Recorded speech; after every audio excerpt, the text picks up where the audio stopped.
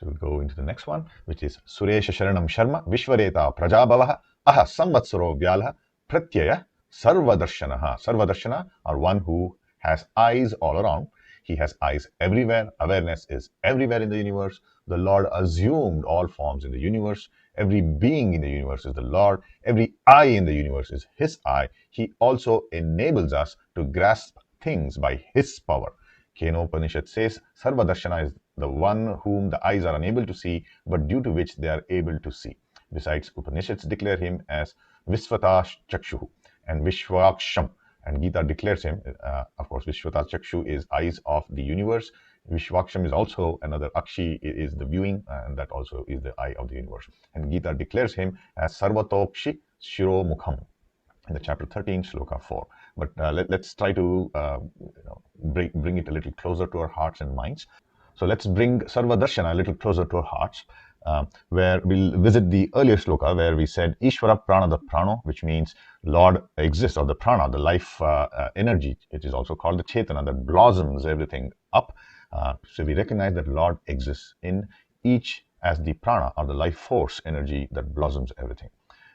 Now, if that Lord is one, how can He split up? So that means He exists in different measures in each of us. Could be one argument that we asked.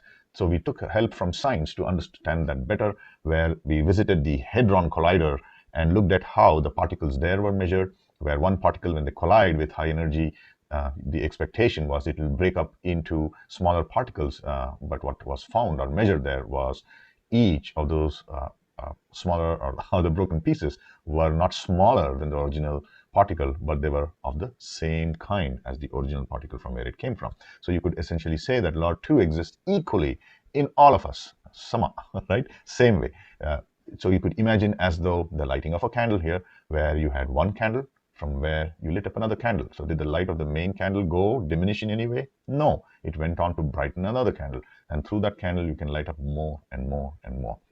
However, the main candle did not lose its luminosity in any which way at all. So we did, drew a little way of understanding and appreciating that if God is there in everyone, He exists equally, and He exists also as the Anandamaya Kosha, or the very source of bliss. Now that He is the epicenter of such a bliss that is common to all, Him being in all carries no biases, as the Lord is the ultimate merging bliss for one and all. So despite all possible modifications that we acquire through the influences of the three gunas, which are defining our characteristics of hair color, facial features and whatnot. So these three gunas are set to control our behaviors, our personalities, how we look, everything. So when such is the acquisition of modifications, we each have, given that Lord exists in this Anandamaya Kosha, we each have equal privy to His grace, or darshana, a grace that has no biases and sees all things and measures all things equally. Such a capacity of an unbiased view of the world outside is hidden in all of us. A capacity to bear equanimity with the world around us, with our friends, with our environment. A capacity that can be mined out like gold or drilled out like oil to come forth from the depths of our inner being. Just like gold or the petrol that a country mines can enrich that nation, such inner mining of the ever-loving equanimity force within us can enrich our personality and further empower us to enrich the wider society. So the name Sarvadarshana, or